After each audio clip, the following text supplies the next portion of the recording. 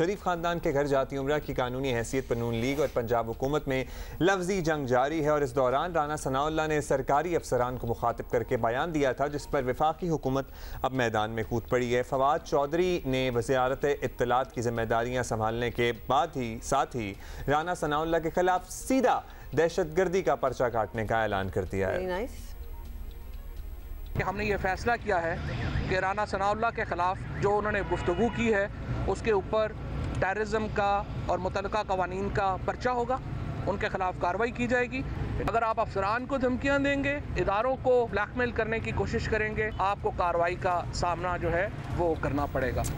देखिए, जो हमने पहले राना साहब का बयान सुना था वो धमकी आमेज था, इस पे क्या उनके पास कोई वजाहत है या माजरत है? ये राना सनाउल्लाह साहब ने हमें ज्वाइन किया, उन्हीं से पूछ रहे थे। राना साहब, जाती उम्रा की अराजी का मामला अदालत में है, हुकूमत का मौक़िफ़ जो भी है, मुस्लिम लीग नून ज़ाहिर है ज़्यादा सख्त ज़बान इस्तेमाल कर रही है। आप नहीं समझते एक अफसर को, एक सरकारी अफसर को जो अपनी ड्यूटी कर रहा है, ये कहना कि तुम्हारे और बच्चे भी और तुम्हारे घर वाले लाहौर में रहते हैं और हमें सब पता है रहना है कि नहीं रहना, ये सर्टनली धमकी के ज़ुमरे में आता है। तो इस बयान पर आप या तो माजरत कर लें या आप एक्सप्लेन कर दें कि क्या आपने कहने की कोशिश की थी उस वक्त।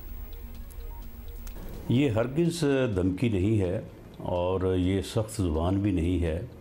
जिस तरह से कानूनी मुशगाफियों को बहाना बना के मुस्लिम लीग के दूसरे लोगों और ख़ास तौर पे शरीफ फैमिली को निशाना बनाया जा रहा है एक अंधे इंतकाम का, उस अंधे इंतकाम का अगर कोई इंतज़ामी ऑफिसर हिस्सा बनता है तो उसे उसके मुमकिना नताइज से ख़बरदार करना धमकी नहीं है, क्योंकि ऐसे अमल से मुआशरा जो है वो अफरा तफरी और इंतशार का शिकार हो सकता है।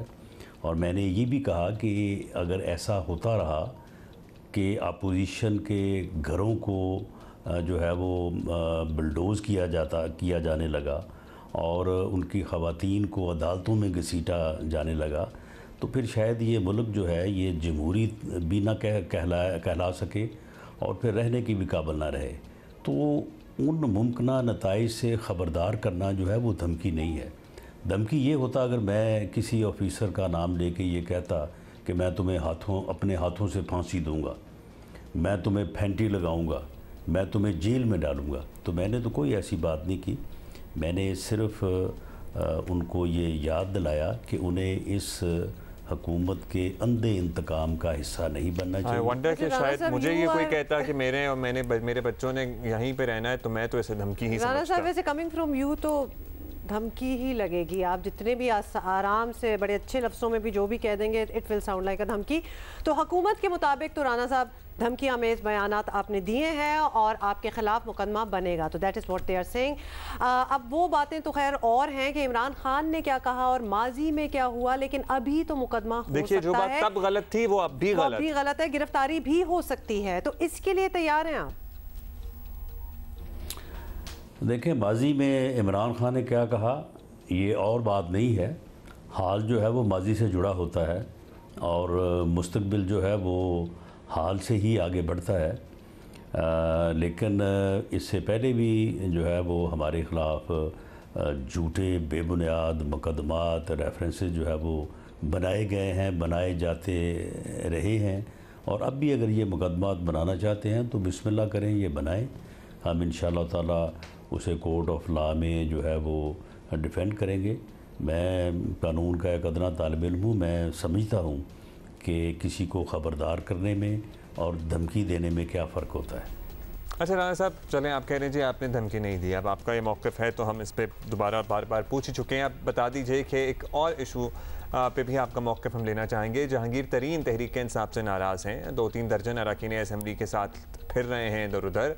यूँ कह लें कि सियासी मार्केट में प्रॉबेबली शायद वो अब दस्तयाब हैं। तो क्या मुस्लिम लीग नून दिलचस्पी रखती है इस ग्रुप को अपनी तरफ माइल करने में, क्योंकि उनके जरदारी साहब से मिलने की खबरें तो पहले आ रही थीं, तस्दीक तरदीद होती चली गई। देखिए, एक सियासी कारकुन के तौर पे जो मेरी असेसमेंट है और ये मेरी ज़ाती असेसमेंट है, मैं पार्टी का मौक़िफ़ नहीं दे रहा। पार्टी जब भी ये सूरत हाल होगी तो इसके ऊपर एक मीटिंग करके डिस्कस करके जो है वो फ़ैसला लेगी। इस वक्त पंजाब हुकूमत और वफाकी हुकूमत जितनी अक्सरियत या जितने नंबर से कायम है, वो नंबर जो हैं वो जहांगीर तरीन साहब की दाईं और बाईं जेब में हैं। तो इसलिए वो जब चाहें ये पंजाब हुकूमत भी फ़ारग हो सकती है और वफाकी हुकूमत भी फ़ारग हो सकती है। लेकिन अभी मेरी असेसमेंट के मुताबिक अभी वो जायज़ा ले रहे हैं, अभी शायद वो मार्केट में दस्तयाब नहीं है। वो जब दस्तयाब होंगे, और हो सकता है कि इसी तरह से मामला चलते रहे तो आने वाले चंद दिनों में या 2-4 हफ्तों में वो दस्तयाब हो जाएं, और जब वो दस्तयाब होंगे तो PMLN या PDM जो है इसके ऊपर एक सियासी फ़ैसला करेगी। ऑलराइट, बहुत बहुत शुक्रिया। राना सनाउल्लाह हमसे बात कर रहे थे।